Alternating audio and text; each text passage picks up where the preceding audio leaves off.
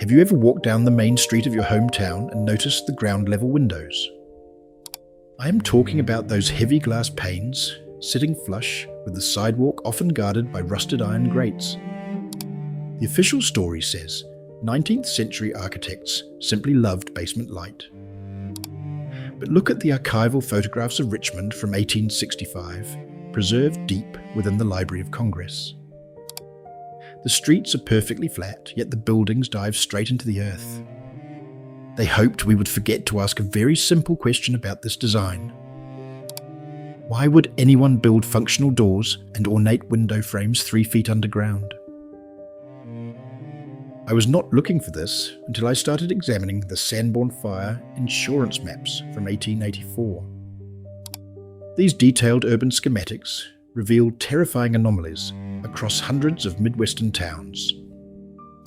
The maps show massive stone structures equipped with subterranean entrances that make zero logistical sense for the horse and buggy era. We were told that early settlers constructed these monolithic brick facades with primitive tools right after arriving in a pristine wilderness. Yet the structural inconsistencies tell a completely different story when you look closely.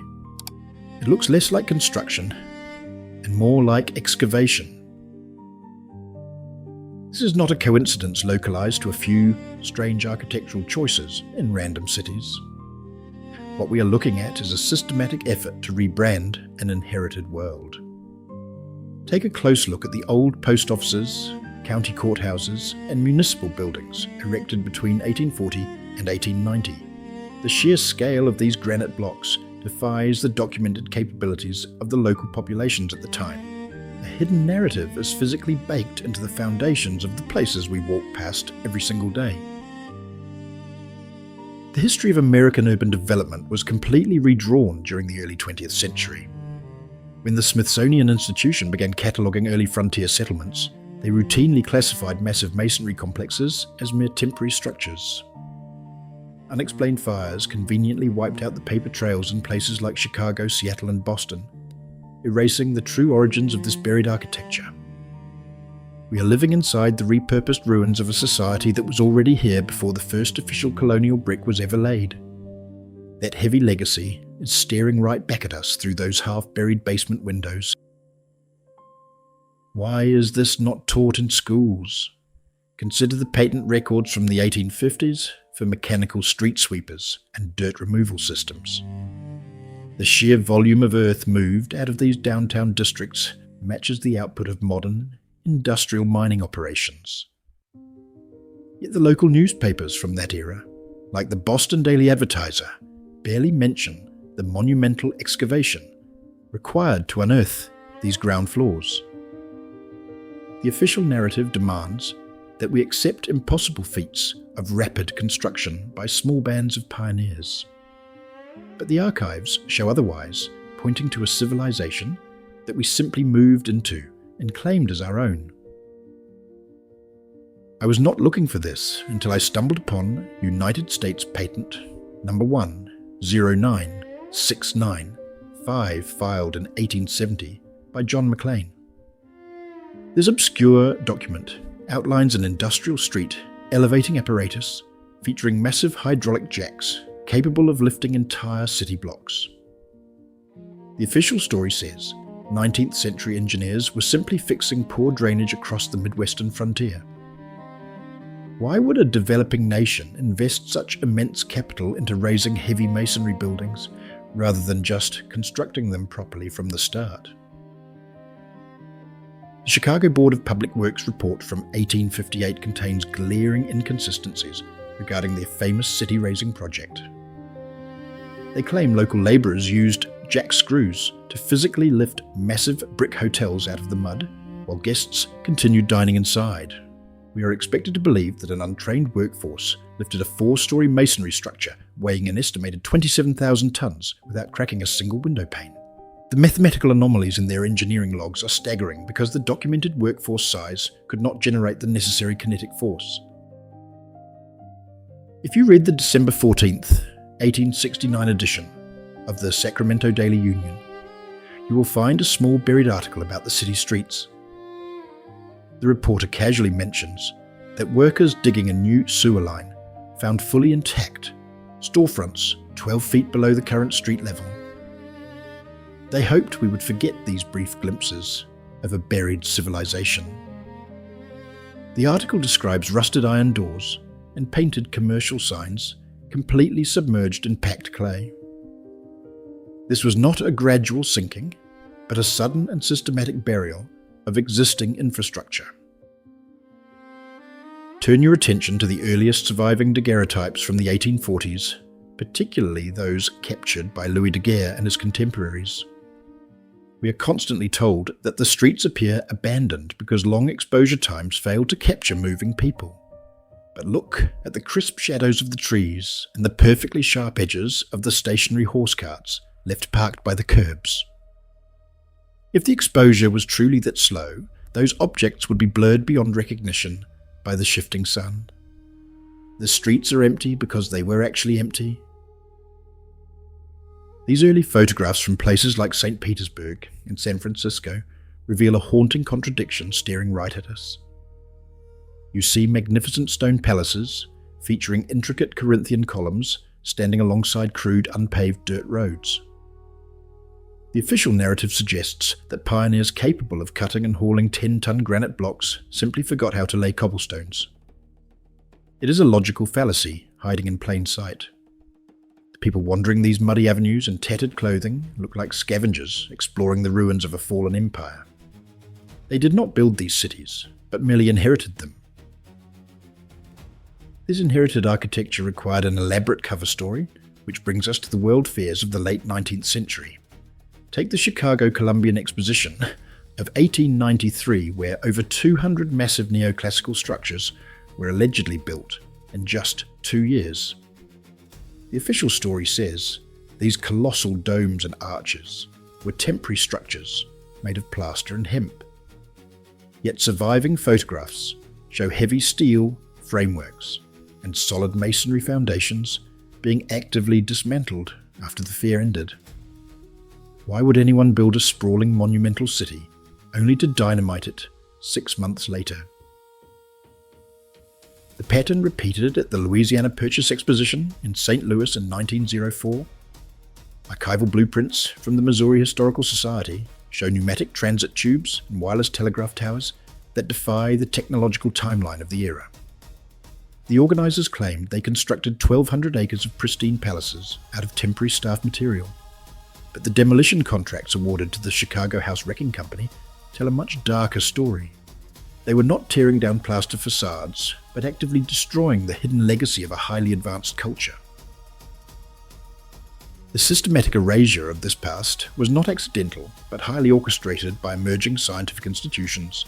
When the Smithsonian Institution consolidated its power in the late 1800s, it began aggressively standardizing the American historical narrative. Independent researchers who documented anomalous burial mounds or subterranean masonry were systematically discredited and stripped of their academic funding. John Wesley Powell, the first director of the Bureau of Ethnology, issued strict memorandums to ignore any artifacts that contradicted the primitive narrative. The redrawn history was enforced through rigid academic gatekeeping that continues today. To finalize this massive historical reset, the physical evidence had to be violently purged from the continent. Between 1835 and 1906, nearly every major American city experienced an unexplained Great Fire.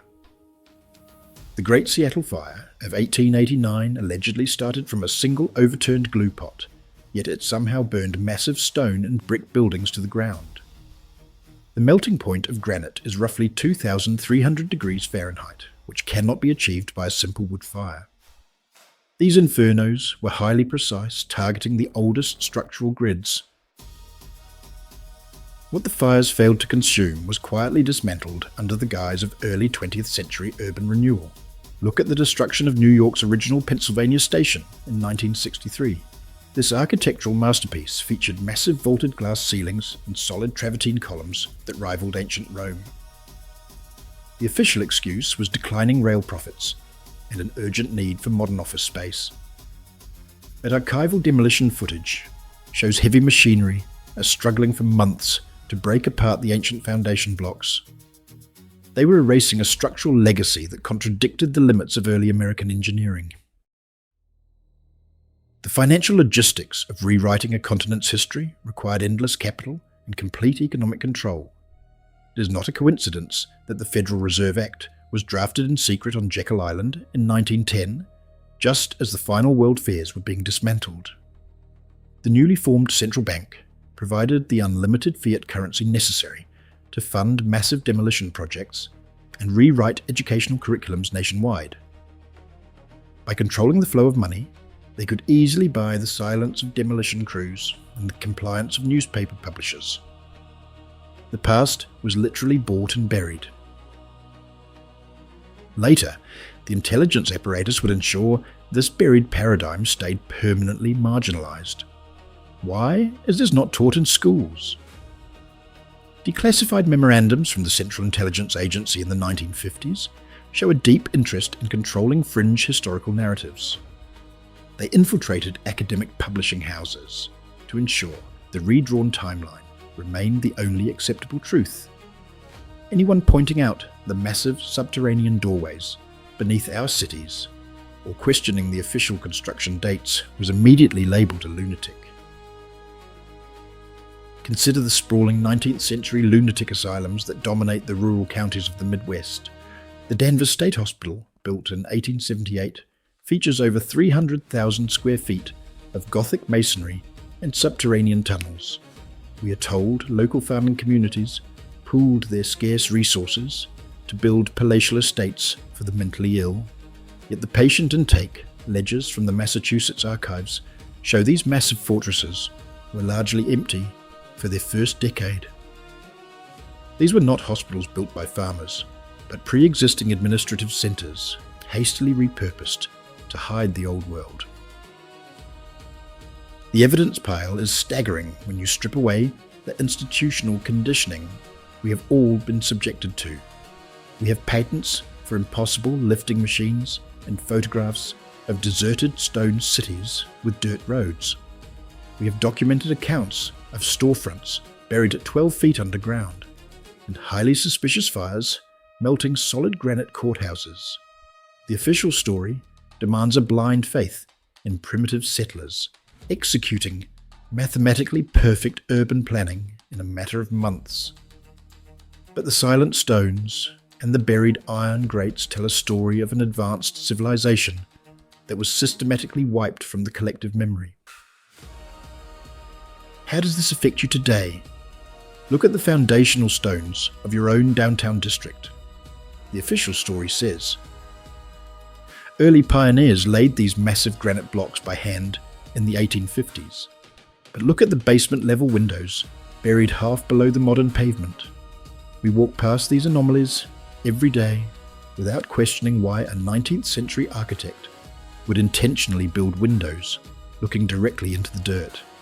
This hidden infrastructure dictates the physical boundaries of our daily lives. The financial implications of this inherited world are quietly extracted from your paycheck. Consider the implementation of the federal income tax through the Revenue Act of 1913. This legislation coincided perfectly with the final suppression of the old world energy grids. We are currently taxed to maintain fragile power lines and crumbling asphalt while standing directly on top of superior electromagnetic foundations. Our entire modern economy is built on charging us for inferior replacements of technologies that face systematic destruction. The psychological conditioning required to maintain this illusion begins the moment we enter a classroom.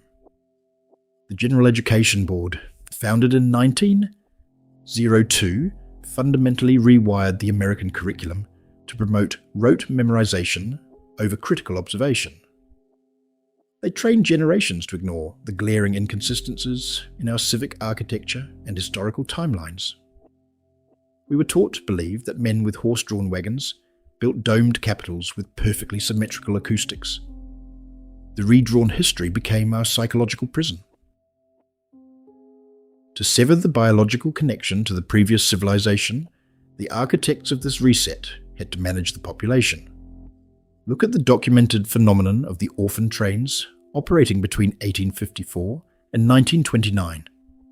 where over 250,000 children were shipped westward. We are told they were simply abandoned street urchins from the eastern slums. But the sheer volume of parentless children immediately following the Great City Fires points to a darker reality. They hoped we would forget our true lineage. The legal framework of our society was quietly restructured to criminalize any interaction with this forgotten infrastructure.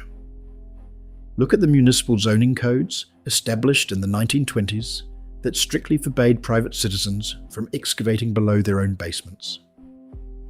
The official justification was public safety and the protection of new sewer lines, but independent researchers have found that these ordinances specifically targeted neighbourhoods sitting directly above the old world transit tunnels.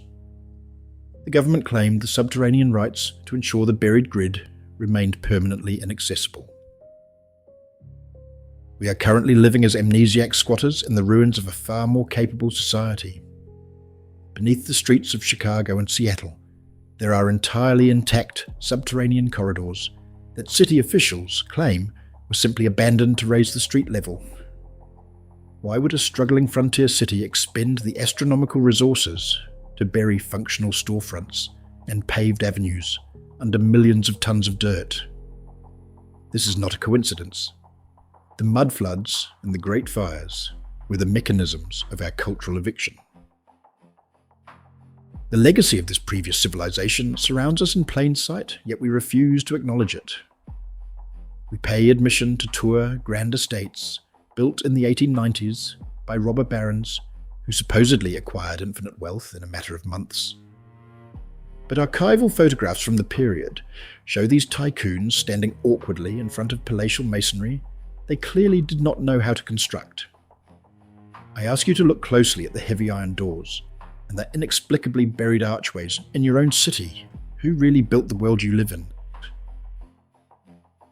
The narrative we were handed is nothing more than a carefully constructed ghost story, masking an impossible timeline of sudden architectural miracles.